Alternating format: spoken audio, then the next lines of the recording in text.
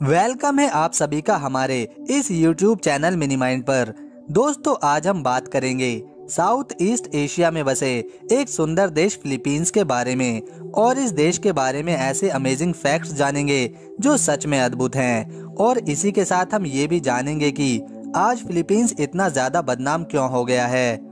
और अगर आप इस देश में घूमने के लिए जाना चाहते हैं तो यहाँ जाने पर कितना खर्चा होगा और कैसे इस देश का हम आसानी से वीजा ले सकते हैं। फिलीपींस को किलर गर्ल्स की भूमि भी क्यों कहा जाता है, आज के इस वीडियो में हम इन्हीं विषयों पर बात करेंगे।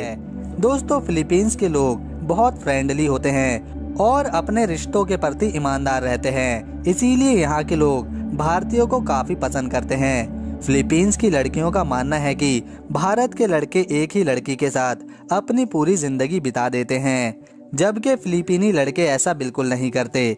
यहाँ की लड़कियाँ सोशल मीडिया पर काफी एक्टिव रहती हैं और फिलीपीनी लड़कियों का सबसे ज्यादा रिलेशनशिप फेसबुक के जरिए इंडिया के आदमियों से ही होता है।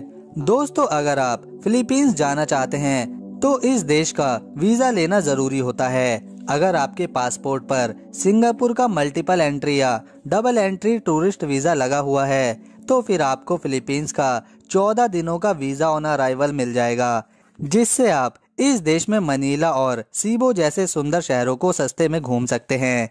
दो लोगों को 14 दिन यहाँ आराम से बिताने में कम से कम 60 से 70 हजार रुपए तो लगते ही हैं।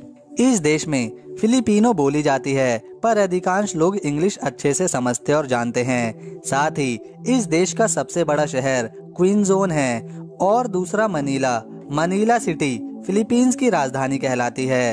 एक समय पर यहाँ सभी लोग हिंदू और बौद्ध धर्म को मानते थे, लेकिन समय समय पर इस देश में अलग अलग राजाओं ने शासन किया, जिसकी वजह से यहाँ की बड़ी आबादी हिंदू और बौद्ध धर्म से लुप्त हो गई। साथ ही क्रिश्चियन लोगों की गिनती बढ़ती चली गई और आज इस देश में लगभग 92% लोग क्रिश्चियन हैं, 6% मुस्लिम और 2% में अन्य धर्मों के मानने वाले हैं। फिलीपींस में लड़कियों की तस्करी आज भी गंभीर समस्या बनी हुई है। दोस्तों, ये देश सस्ता होने के कारण लोग यहाँ कम पैसों में अय्याशी करने आते हैं। जैसे थाईलैंड पूरी दुनिया में सेक्स टूरिज्म के लिए फेमस है, वैसे ही फिलीपींस को भी सेक्स टूरिज्म के लिए जाना जाता है।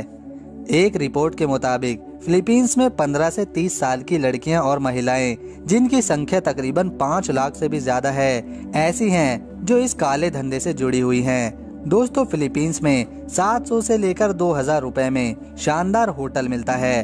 पब्लिक ट्रांसपोर्ट इस्तेमाल करने के लिए डेली के 300 रुपए चुकाने होते हैं और 100 रुपए से 300 रुपए में लोकल फिलीपीनी फूड अच्छे स्वाद के साथ आपका पेट भर देगा। फिलीपीनी लोग व्यवहार में काफी प्यारे और अच्छे होते हैं, वह सबसे मिलजुल कर रहते हैं। इस देश का official name Republic of Philippines है। यहाँ पर यूज होने वाली करेंसी को फिलीपीनी पीसो कहते हैं और एक फिलिपिनो पीसो भारतीय रुपए में 1.5 रुपए के बराबर है।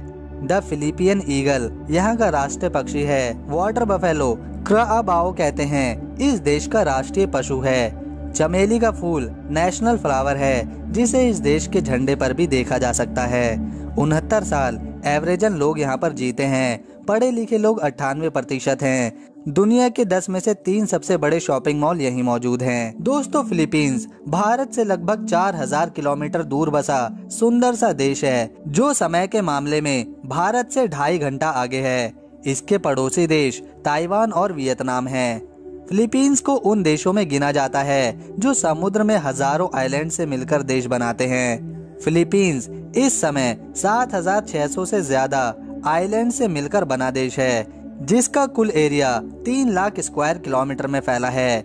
ये देश क्षेत्रफल के मामले में दुनिया में 72वां बड़ा देश है। साथ ही यहाँ पर 10 करोड़ 95 लाख 81 हजार लोग रहते हैं, जो इसे जनसंख्या के हिसाब से 13वां बड़ा आबादी वाला देश बनाते हैं। फिलीपींस पर स्पेन के राजाओं ने 16वीं शताब्दी से 19वीं शताब्दी तक शासन किया, जिसके बाद यह अमेरिका के कब्जे में चला गया और आखिरकार 4 जुलाई 1946 को अमेरिकी सेना को फिलीपींस को आजाद करना पड़ा।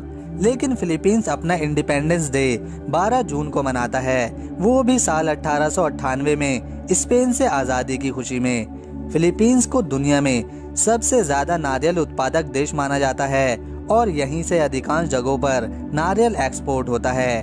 तो दोस्तों, अगर आपको फिलीपींस की हमारी ये वीडियो अच्छी लगी तो इसे एक लाइक देकर चैनल को सब्सक्राइब कर लें।